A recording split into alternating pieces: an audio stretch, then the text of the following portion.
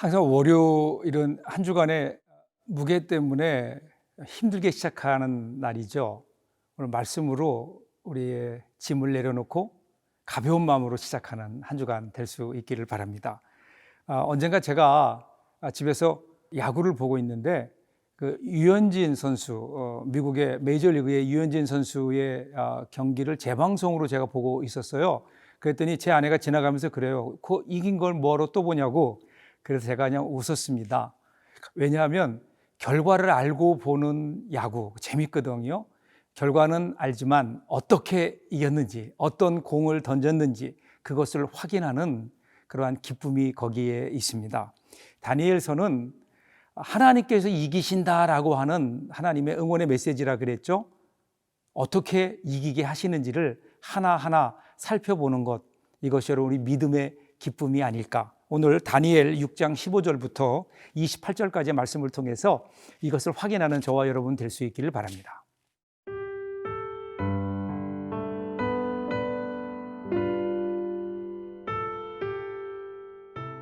다니엘 6장 15절에서 28절 말씀입니다.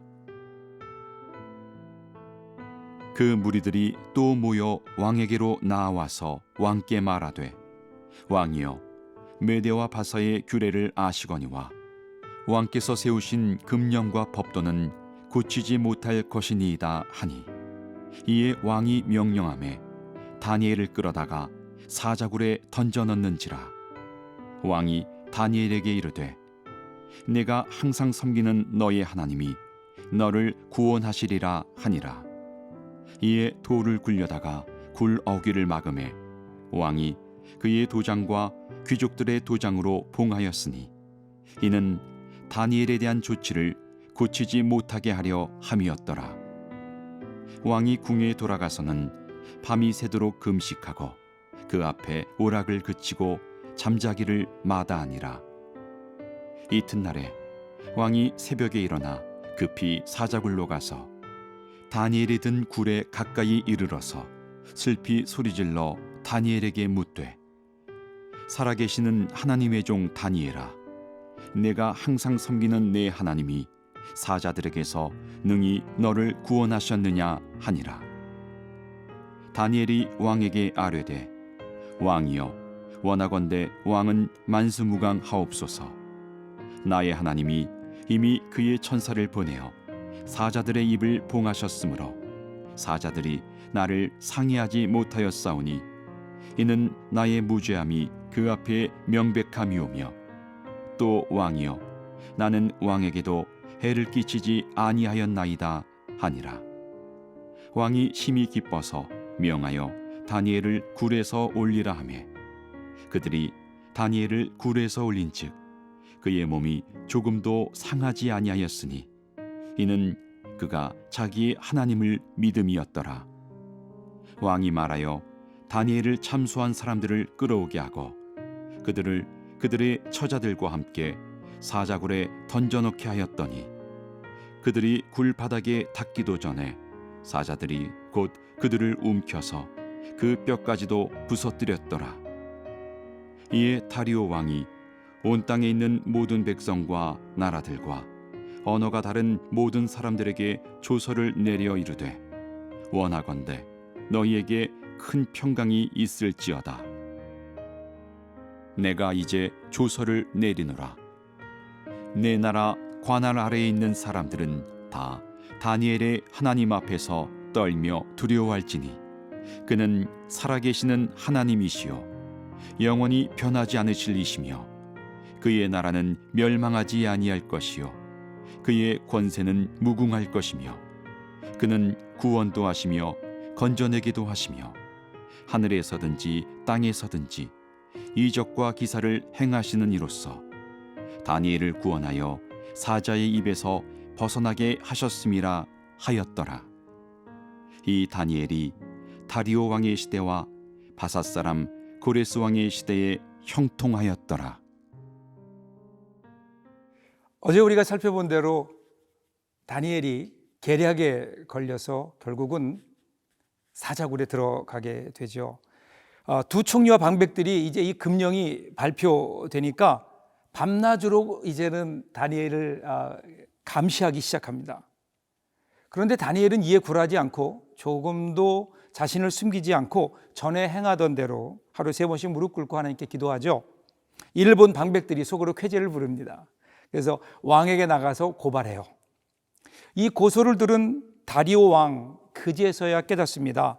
이게 다니엘을 죽이고자 하는 음모였구나라는 것을 깨닫게 됩니다. 그래서 다리오 왕은 심히 근심하죠. 그래서 다니엘을 구원하려고 마음과 힘을 다해 법률가와도 상의해보고 또 고소자들을 잘 유도하기도 했지만 결국 어쩔 수 없었습니다. 자기가 원하는 것을 자기 힘으로 다 할 줄 알았는데 그런데 그러지 못한 거죠. 여러분, 왕이라고 하는 지위가 그것 아닐까요? 내 마음대로 모든 것을 할 수 있는 지위임에도 불구하고 그럼에도 할 수 없는 일들이 있죠. 오히려 자기가 내린 그 법 때문에 자기가 가장 신임하는 신하, 즉 다니엘이 이제는 죽을 수밖에 없는, 여기에서 우리는 인간의 연약함과 인간의 법의 한계를 보게 됩니다. 어쩔 수 없이 다리오 왕도 다니엘을 사자굴에 넣으라고 명령을 하지요. 16절입니다.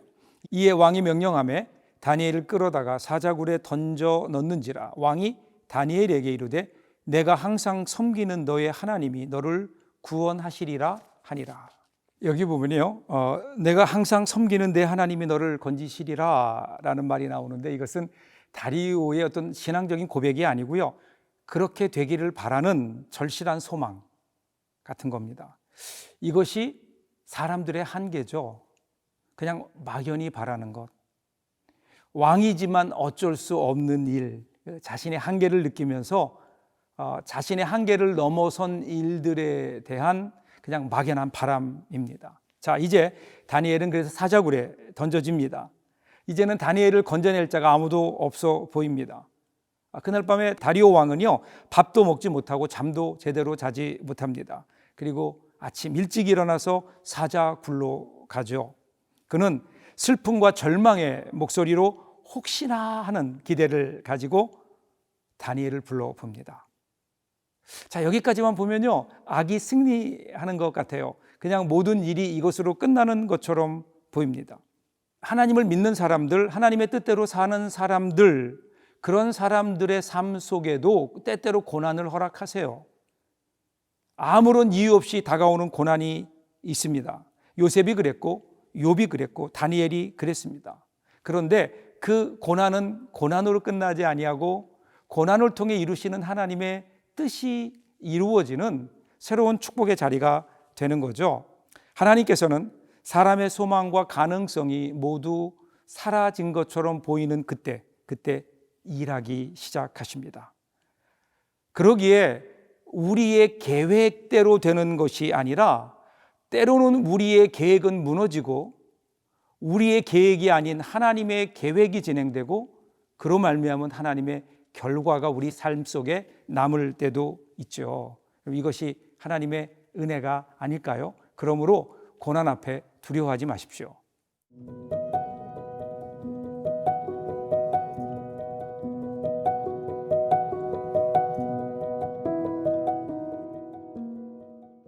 자, 이제 이 사건의 이제 결말이 나오죠. 다니엘은 믿음으로 승리하죠. 하나님께서 자신의 천사들을 보내셨고요, 그리고 사자들의 입을 막으셨고 결국은 다니엘의 생명을 건지셨습니다. 그뿐인가요? 다리오 왕과 그리고 그의 왕국이었던 페르시아 왕국도 구원하십니다. 그리고 23절 마지막에서는 다니엘이 하나님을 믿었다 이렇게 기록하고 있습니다. 여기에서 다니엘이 믿은 하나님, 바로 그 선하신 하나님, 언제나 좋은 것을 주시는 하나님, 우리를 사자로부터 건져주시는 하나님, 혹시 그리 아니하실지라도 결국은 가장 좋은 것, 가장 선한 것, 그리고 가장 아름다운 것으로 우리의 삶을 인도하시는 그 하나님, 그 하나님이 찬양과 영광을 받으시기에 합당하다, 그 사실을 그는 분명히 믿었던 거죠. 이 사실을 통해서 첫 번째 수혜자는요, 다니엘입니다. 그의 믿음이 강화됩니다. 그리고 24절 말씀을 보겠습니다. 왕이 말하여 다니엘을 참소한 사람들을 끌어오게 하고 그들을 그들의 처자들과 함께 사자굴에 던져 넣게 하였더니 그들이 굴 바닥에 닿기도 전에 사자들이 곧 그들을 움켜서 그 뼈까지도 부셔뜨렸더라. 여기에서요, 우리는 고소자들의 또 결말을 보게 됩니다. 그들의 계략은 완벽한 것처럼 보였죠. 그리고 확실한 승기도 잡은 것처럼 보였습니다. 그런데 결국은 그 모든 재앙이 자기들에게 떨어지고 만 거죠. 이것이 바로 하나님의 뜻을 따르지 아니하고 자기의 욕심을 구했던 사람들의 결말입니다. 오늘날 이 세상에서는 거짓을 행하는 사람들이 성공하는 것 같고요, 음모를 꾸미는 자들이 잘 되는 것처럼 보일 때가 있습니다.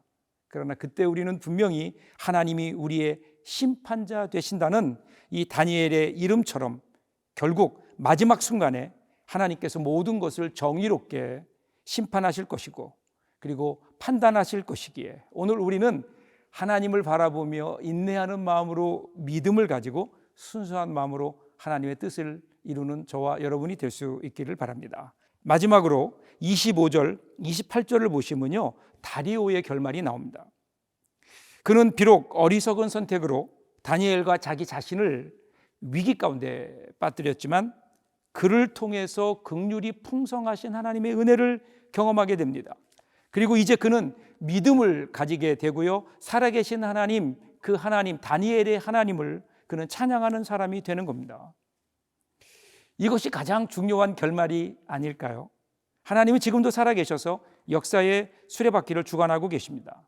천지 만물을 주관하시고 심지어는 사자의 식욕도 주관하십니다.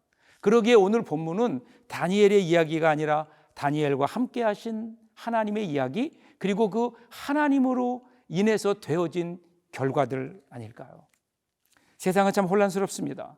코로나로 인한 혼란, 그로 인해서 기존의 가치들이 무너지고 새로운 낯선 가치들이 나오면서 그 사이에서 우리는 혼란스럽고 불안하기만 합니다.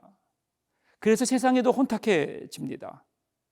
가만히 보다 보면 우리 인간들의 어리석음과 약함으로 인해서 몇 번을 망해도 망했을 것 같은 이 세상인데 하나님은 그럼에도 불구하고 세상과 사람들을 포기하지 않으시고 한결같이 당신의 일을 하고 계십니다. 이 세상과 우리의 운명은 하나님께 달려 있습니다. 세상은 사람이 움직여 갔지만 세상은 여전히 하나님이 꽉 잡으시고 움직여 나가고 계십니다. 생명이 주께 있습니다. 능력이 주께 있습니다. 구원이 주께 있습니다. 그러므로 사랑하는 여러분, 세상이 좀 어지럽다고, 경제가 좀 어렵다고 거기에 여러분의 인생에 초점을 맞추지 마십시오. 하나님을 바라보며 하나님을 찬양하며 하나님께 감사하는 주 안에서 주시는 소망을 누리는 여러분들 되시기를 간절히 소원합니다.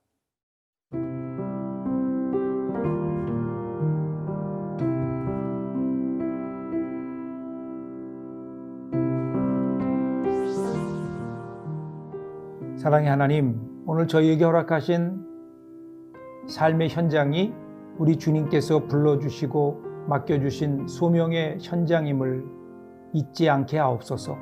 그를 통해 주어진 역할과 직무, 책임에 성실하게 그리고 진실되게 임함으로 이런 저희의 모습을 보며 세상 사람들이 주님을 보게 하여 주옵소서.